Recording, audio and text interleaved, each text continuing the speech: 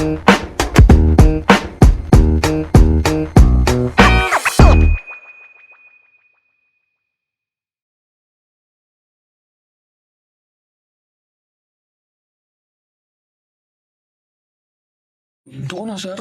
मध्ये पुण्याच्या real estate मार्केटमध्ये जमिनीच्या बाबतीत सगळ्यात मोठा कोणता धोका दिसतो तुम्हाला? धोका इन द सेन्स आता सेंट्रलाइज ठिकाणी जागाच अवेलेबल नाही. म्हणजे जर एखादा प्रोजेक्ट करायचा असेल, आता फॉर एक्झाम्पल लोकांना कळावं म्हणून मी सोप्या भाषेत मांडतो. समजा पश्चिम भागात आपण मागे पण म्हणलं होतं, की बानेर बालेवाडी रेट हं. काय चालू आहे? 15,000 ₹20,000 पर स्क्वेअर फीट लँडची रेट आहे. आता समजा एखादा 10 गुंठ्याचा प्लॉट आहे आणि तो 15,000 ने घ्यायचा. 15,000 म्हणजे सोप्या भाषेत कळावं ₹1.5 कोटी गुंठा. मग 10 गुंठ्याचे किती झाले? ₹15 कोटी. 15. 15 कोटी रुपये त्याला इनिशियली द्यायचे. त्याच्यावर त्याचं स्टॅम्प ड्युटी रजिस्ट्रेशन भरायचं. मग लायझनिंग कॉस्ट, प्रीमियम, चलन या सगळ्या गोष्टी भरल्या तर त्याचे इनिशियल जी इन्व्हेस्टमेंट आहे, अजून फाउंडेशन व्हायचं आहे. कन्स्ट्रक्शनचा पैसा आपण पकडत नाही. तर तिथे 20-1 कोटी रुपये लागणार आहे आणि मग कन्स्ट्रक्शनची कॉस्ट. जर समजा तो 25-30 कोटी रुपये खर्चतोय आणि मग त्याला 10 गुंठ्यात अशी कुठली स्कीम होणार आहे? म्हणजे समजा एफ-एस-आय किती पण आहे. पण असा थोडी बाहेर भेटणार आहे, की 2 बीएचकेला ₹5 कोटी देतोय. म्हणजे प्रॉफिटेबिलिटी काढायची असेल तुम्हाला, तर मग हा जो रॉ मटेरियलचा डिमांड अँड सप्लायचा गेम होता, हा कुठेतरी रिस्की जातोय किंवा बरेचसे प्रोजेक्ट आपण बघितले, की जे वर गेले. पिंपरी चिंचवडला डांगे चौकाच्या तिथे एक प्रोजेक्ट आहे. तो पूर्ण ओसी पर्यंत आलाय, कंप्लीशन पर्यंत आलाय आणि आता मूळ लँडलॉर्डनं कोणासोबत तर विचारपावती केली, तो व्यक्ती येऊन उभा राहिला आणि आता कोर्टाने स्टे घेतलाय. हं. मग तिथं त्या केसमध्ये रेरा-बिरा असून काही उपयोग नाही ना. कारण रेरा-बिरा हे तुम्हाला काय दाखवतं, तुमच्या परमिशन दाखवतं. तुमच्याकडे एन-ओ-सी असेल, रेरा प्रोसेस होणार. रेरा बेसिकली एक विंडो आहे किंवा खिडकी आहे, ज्याच्यातून तुम्ही ए कडून बी पैसे द्या आणि पैसे तुम्ही पावती घ्या, एवढंच. ते विचार नाही करत किंवा त्यांची स्वतःची ड्यू डिलिजन्स सिस्टम नाही ना. रेरा प्लॅन सँक्शन तुमचा केलेला आहे. त्यांच्याकडे सँक्शन कॉपी आली बास झालं. पण तो तुम्ही वे कुठला मार्ग वापरून केलाय, ते गणितात बसतं का? एफ-एस-आय कॅल्क्युलेशन आहे का?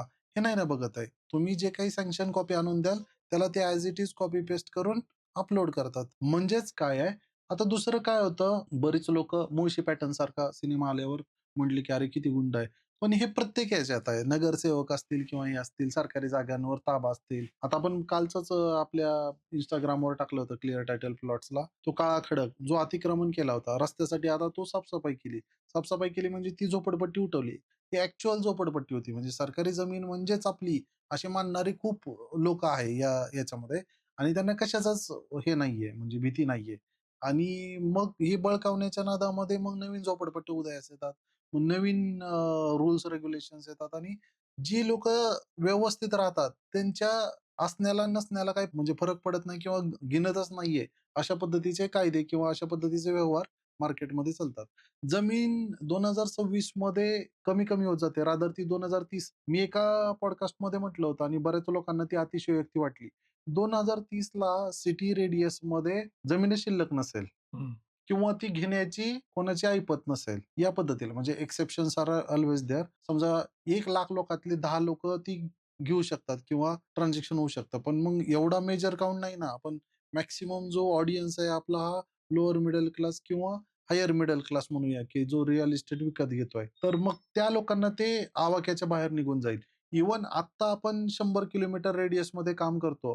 त्यावेळेस 10 पैकी 9 प्रकरणामध्ये लिटिगेशन आहे. हं. एक जमीन मिळते, मग त्याला ते वाटतं, की अरे मी तर 80 किलोमीटर आलोय पुण्यापासून. इथं तर मग मला ₹2,00,000 एकरीच मिळायला पाहिजे. पण तिथं ₹2,00,000 गुंठा चालू आहे. सध्याची परिस्थिती अशी आहे. म्हणजे ₹80,00,000 ₹1,00,00,000 जर 2026 च्या सुरुवातीला कुठेतरी 50-100 किलोमीटरमध्ये असेल, तर विचार करा, की तुम्ही काय लेव्हलला जाताय. आणि रिअल इस्टेट अल्वेज लोकल आहे. त्यामुळे तुम्ही कुठून कुठं डिस्टन्स मोजताय याला मॅटर नाही करत. म्हणजे फॉर एक्झाम्पल गुहागरमध्ये किंवा दापोलीमध्ये समुद्रकिनारी ₹17,00,000 गुंठा या हिशोबानं हाऊस ऑफ अभिनंदन लोधांनी प्लॉट विकले की. हं. मग आता याचा अर्थ काय होतोय? साधारण समजा 15,00,000 जरी केलं, तरी तुमची ₹6 कोटी एकरी विकली की. हं. आणि तिथं जर रेट काय चालू होते, ₹30-40 लाख एकरी चालू होते. मग तरी पण एवढा नफा कमवून, पण मग तो ब्रँड आहे. म्हणजे हे एक्सेप्शन आहे. मी जे सांगायचा प्रयत्न करतोय.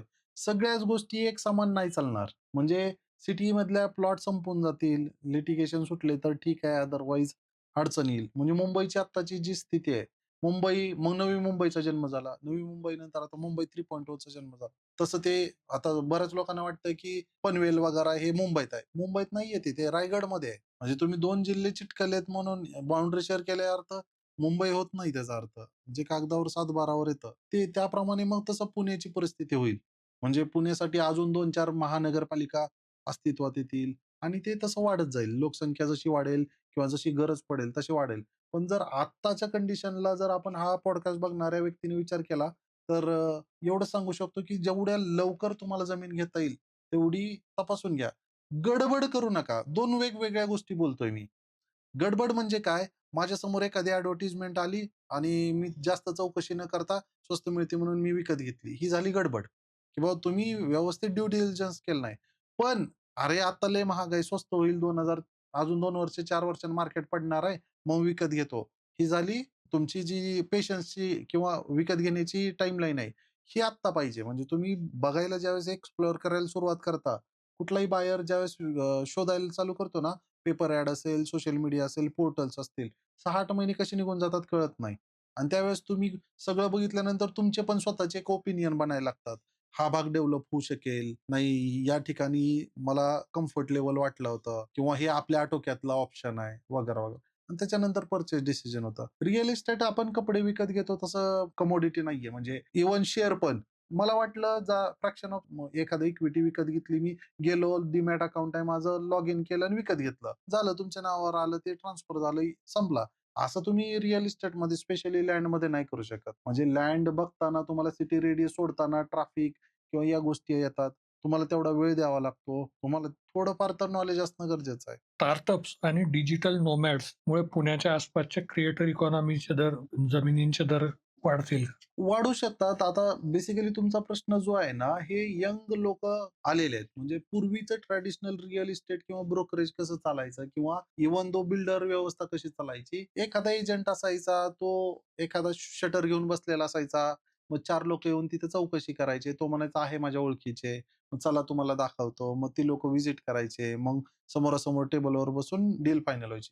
आता मॅक्सिमम सगळं जे ट्रान्झॅक्शन आहे ते ऑनलाईन आहे. म्हणजे तुम्हाला त्या प्रॉपर्टीचा व्हिडिओ असेल, Google लोकेशन असेल, Google Earthचं KML फाईल असेल, तुमचे विलेज मॅप असेल किंवा इव्हन 7/12 वगैरे हे सगळ्या गोष्टी डिजिटल आहेत. त्यामुळे फिजिकल जाऊन सगळा वेळ वाया घालवायची गरज नाही. पण याचा तोटा पण आहे, की ते मॅनिप्युलेट होऊ शकतं. तुमच्याकडे आलेली 7/12ची पी-डी-एफ कदाचित एडिट केलेली असू शकते, की जेवढी टेक्नॉलॉजी तुमच्या बाजूने आहे तेवढी विरोधात पण समोरच्याकडे असली, तर मग तुम्हाला जर त्यातलं कळत नसेल, तर तुम्ही फसू शकता. म्हणजेच काय आहे, आता याच्यामध्ये काय होतं मगाशी जसं मी सांगितलं, की खूप सारे ब्रोकर्स आहेत ते व्हिडिओ बनवतात हं. किंवा एक YouTubeवर अशी 10-12 लोकं मी वैयक्तिक नाव नाही घेणार, पण त्या लोकांचा धंदा आहे तो. साइट व्हिजिटच्या नावाखाली ₹1000 चार्जेस घेणार ते किंवा ₹500 मानणार, की आम्ही दाखवतो आणि त्यांच्याकडे त्या जागेचा नाही एक डॉक्युमेंट नाही. ना त्या जागा बघितल्या आणि जागा कुठे आहेत कोकणामध्ये, कोल्हापूरला, वैभववाडी आणि या भागामध्ये. मग आता मुंबईवरून तुम्हाला प्रवास करायचा आहे. जर बाय कार येत असाल तर ₹10,000-1,000 चा भुर्दंड बसू शकतो. 1,000 तर तो व्यक्ती घेईलच घेईल व्हिजिटचे, पण तुमच्या येण्या-जाण्याचा आणि त्यातून काहीच साध्य होत नाहीये ना. म्हणजे माझं हेच सांगणं आहे, की इन्फ्लुएन्सरच्या नादी नका लागू. YouTube किंवा हे Instagramवर जे रील टाकतात त्यांच्या नादी नका लागू. तुम्ही एका हां, तो जर ब्रँड असेल समजा बघा काय होतं, की मी असं म्हणत नाही, की सोशल मीडियावर प्रमोशन करू नये. पण तुम्ही त्याची क्रेडिबिलिटी चेक करावी, ऑथॉरिटी चेक करावी आणि मग त्यांच्यासोबत बरेचसे लोकं आहेत ना, हे फक्त महिन्याचा खर्च त्यांचा किंवा सर्व्हायव्हलची कॉस्ट ही साइट व्हिजिटवर काढतात लँडमध्ये. हं. कारण ते म्हणतात, "तुम्ही या इथपर्यंत, इथून माझा व्यक्ती येईल, ₹1000 तुम्हाला द्यावे लागतील साइट व्हिजिटचे आणि मग ते ₹1000 असे 30-40 क्लायंट मिळाले, त्यांचे ₹30,000-40,000 कोकणामध्ये किंवा या भागामध्ये व्यवस्थित इन्कम आहे. 30,000-40,000 जर एखाद्या एजंटला मिळत असतील फक्त आहे ती जागा घेऊ न न घेऊ आणि घेत असेल तर मग त्याचं डॉक्युमेंट ते सगळं कस्टमरनंच बघायचं. त्यांचा रोल नसतो. ते म्हणते आमचं एवढं-एवढं कमिशन आहे किंवा याच्यामध्ये गाळा सिस्टम पण चालतं. ₹10 ची वस्तू 15ला सांगायची आणि 12ला तोडून द्यायची. असंही होऊ शकतं. वरचे त्यामुळे 2 त्याने घ्यायचे. वरचे त्यानं 2 घ्यायचे. आता लोकांना वाटेल की याच्यात टेक्नॉलॉजी काय? टेक्नॉलॉजी काय हेच प्रॉब्लेम आहे. म्हणजे काय की तुम्हाला कागद दिसतील लँडचे, पण व्हॅल्युएशन गव्हर्नमेंटनं ठरवून नाही दिलेलं. हं. म्हणजे तुम्ही गट नंबर 11 ची जमीन जर ₹200 पर स्क्वेअर फीटने घेत असाल, 12 ची जमीन कदाचित ₹2000 ने पण विकणारं ट्रान्झॅक्शन आणि याच्यावर कुणाचंच बंधन नाही. हं. त्यामुळे टेक्नॉलॉजी जशी फेवरमध्ये आहे तशी अगेन्स्ट पण जाऊ शकते. आणि बऱ्याचशा लोकांची फसवणूक ही ऑनलाईनच्या माध्यमातून होऊ शकते. म्हणजे ऑनलाईनला समजा एखादं वेबसाईट, फेक वेबसाईट बनवणं आणि त्याच्यावर जाऊन म्हणणं, की बाबा हे बघा याचा जी-आर असा आहे किंवा हे दाखवणं, हे सहज शक्य आहे आता. आणि एआयचा म्हणाल तर मग प्लॉट्स पण डुप्लिकेट असू शकतात. म्हणजे एआय जनरेटेड फुटेज असू शकतं, ज्याच्यामध्ये तुम्हाला दाखवलं जातंय बघा तुमच्या जमिनीवरून समुद्र दिसतोय आणि ॲक्चुअलमध्ये तिकडं वाळवंट असेल. तर काही होऊ शकतं. त्यामुळे फिजिकल व्हिजिट करून ज्यावेळेस तुम्ही वर्किंग टाईममध्ये जाता, म्हणजे व्हिजिट पण अशी नाही करायची पहाटे 5 वाजता आणि 6 वाजता, हं. जिकडे सगळे गाव झोपलेलं आहे. 10 वाजता जा, चहा प्यायला थांबा कुठेतरी, मग व्हिजिट करा आणि तिथं हटकलं नाही तुम्हाला ज्यावेळेस त्या जागा फिरकताना. कारण लगेच गोळा होतात. गावाकडे जर कार गेली ना आणि जर समजा गावाच्या बाहेरची लोकं आलीत असं कळलं, की लगेच गोळा होतात लोकं, शेतकरी किंवा तिथले ग्रामस्थ आणि लगेच विचारतात ते तुम्हाला कुठलं जमीन, कोणाची आहे, मग कुठून आली. मग तुम्हाला जर समोरच्याकडून व्यवस्थित उत्तरं मिळत असतील, तर मग बेशक घ्या. जर तुम्हाला तिथं वाटलं, की अरे काहीतरी उलटं-सुलटं चालू आहे, तर मग तुम्ही थांबलं पाहिजे. जमिनीच्या व्यवहारात रोख रक्कम किंवा ब्लॅक मनीचा वापर कमी झाला आहे का? की आज पण चालू आहे? तसं बघायला गेलं तर शहरी भागामध्ये तो कमी झालाय कारण रेडी रेकनरच फार जास्त वाढलेले आहेत. व्हाईस वर्सा काही ठिकाणी प्लॉटचे रेट कमी आहेत, पण रेडी रेकनरचा रेट जास्त आहे. जास्त. मग त्या केसमध्ये काय होतं, की तुम्हाला स्टॅम्प ड्युटी त्या भावाने भरावी लागते. ॲक्चुअल ट्रान्झॅक्शन अमाउंट तुमचं कमी होतं. पण आता काय झालेलं आहे, की मध्ये एक जी-आर पण आला होता. लोकांना हवा असेल तर त्यांनी कमेंट करावं. तो जी-आर असा होता, की कुठल्याही एग्रीमेंटमध्ये स्पेशली शेतजमिनींच्या एग्रीमेंटमध्ये 2,00,000च्या वर कॅश घेतली असं लिहायचं नाही किंवा ती चालणार नाही. नाहीतर अदरवाईज हे इन्कम टॅक्सला रिपोर्ट करणार आणि त्या ट्रान्झॅक्शन त्यांची एन-ओ-सी आल्याशिवाय चालणार नाही. याचा अर्थ काय सांगतो? समजा एखादा ॲग्रीमेंट होतंय, सेल डीड होती किंवा ॲग्रीमेंट टू सेल होत आहे आणि त्या केसमध्ये आपण म्हणतो, की मी शेतकऱ्याला ₹20,00,000 पेमेंट कॅशनं दिलं. आता कोण बघितलं? त्याचा प्रूफच नाही ना काही. तुम्ही लिहिलं उरलेले ₹2,00,000 मी चेकनं देत आहे. पण शेतकऱ्याला मिळाले, नाही मिळाले याची नोंद आहे का? नाही. तिथं शेतकऱ्याला कळत नसतं. ड्राफ्ट इंग्लिशमध्ये लिहितात किंवा मराठीत लिहितात. ती भाषा लीगल असते. ती एवढी सोपी नसते. काय लिहिलंय ते कळत नाही. ते म्हणतात, "हां, लिहिलंय का? हे बघा चेक आहे. हा घ्या." अशा पद्धतीने पण गव्हर्नमेंटची फसवणूक होऊ हं. शकत होती.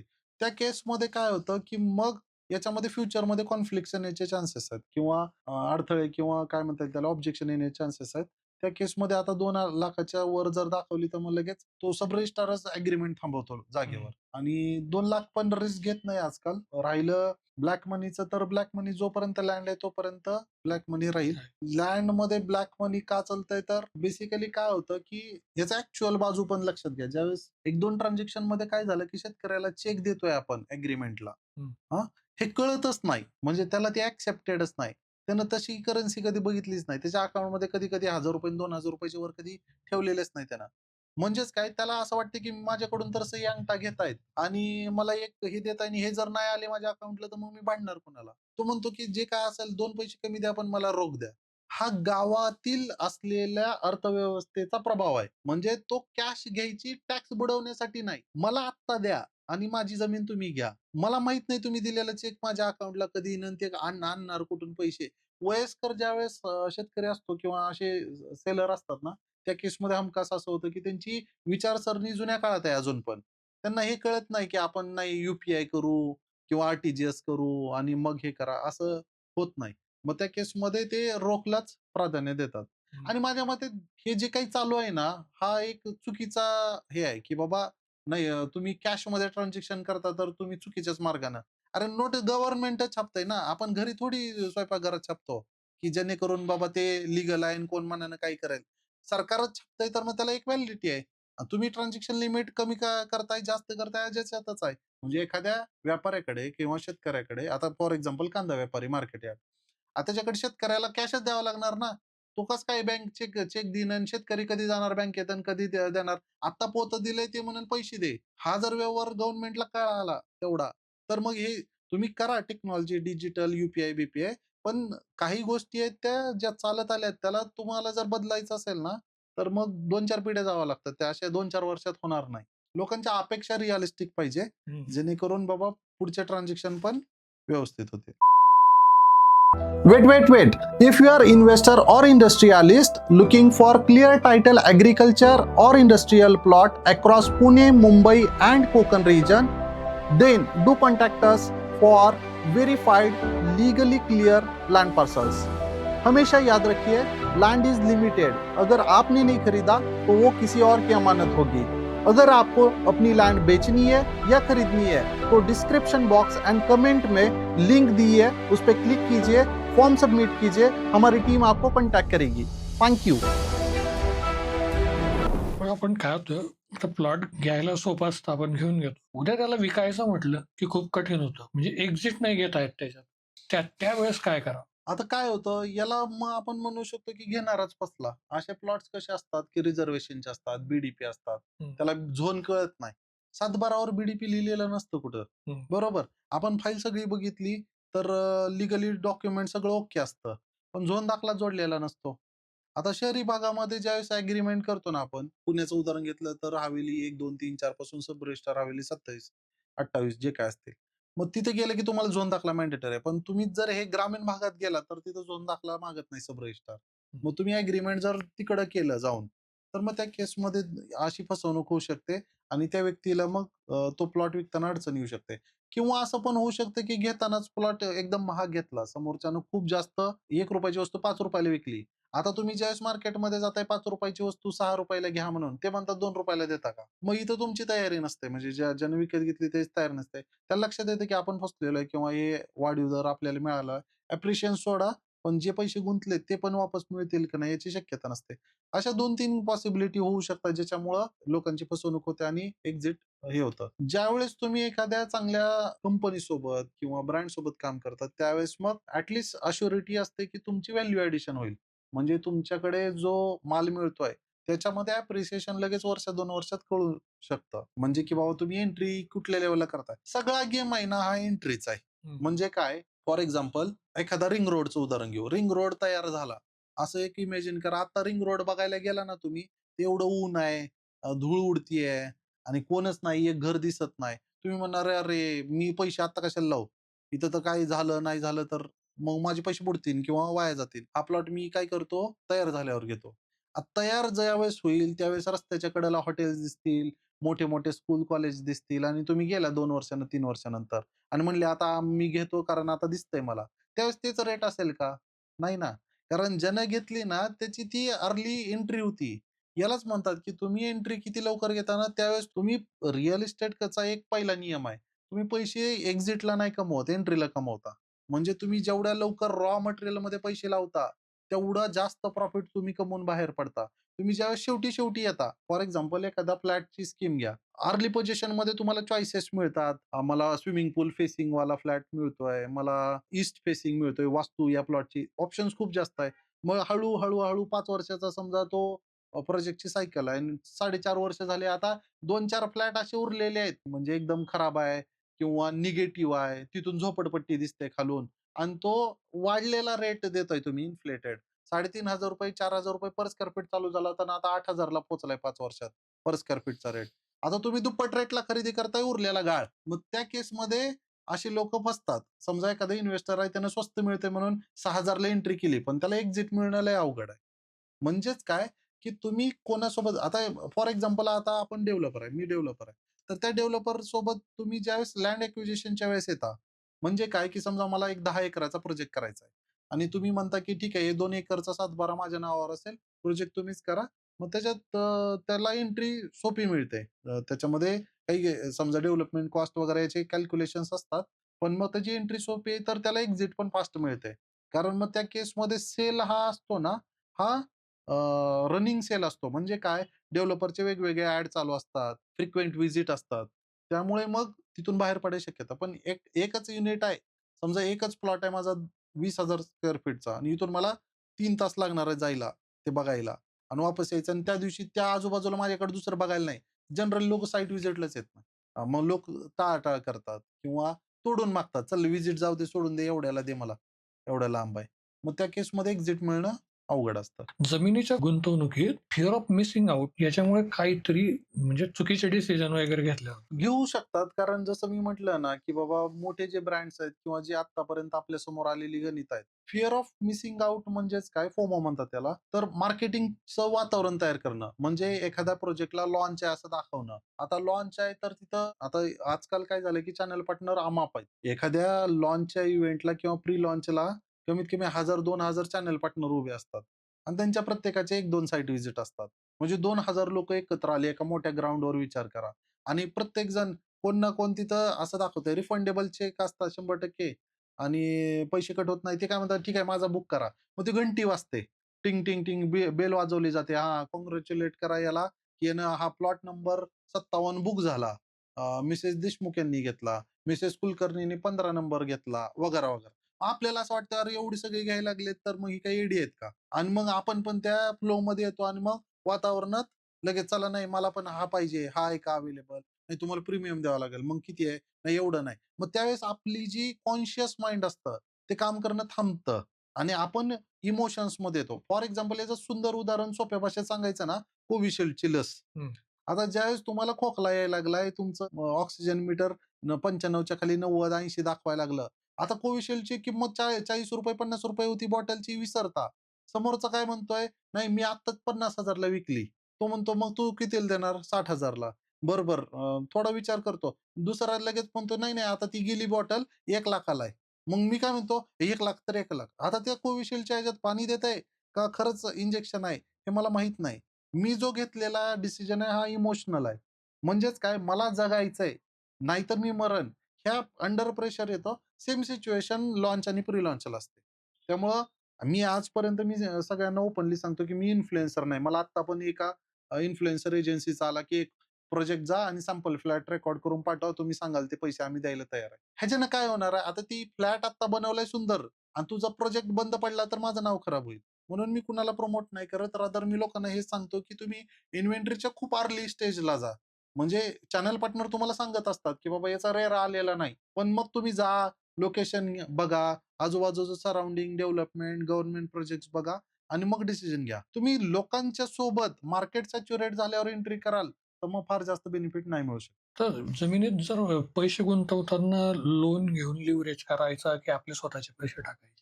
बेसिकली ॲग्रीकल्चर लँडच्या वेळेस लोन मिळतच नाही. इथं तीच लोकं एंट्री करतात ज्यांचा फर्स्ट होम झालेला आहे किंवा जे इन्व्हेस्टर किंवा इंडस्ट्रियलिस्ट आहेत किंवा बिझनेसमन आहे. जनरली अशी लोकं किंवा असे प्रोजेक्ट्समध्ये मी रिकमेंड नाही करत. बऱ्याच जाहिराती असतात बघा पेपरला.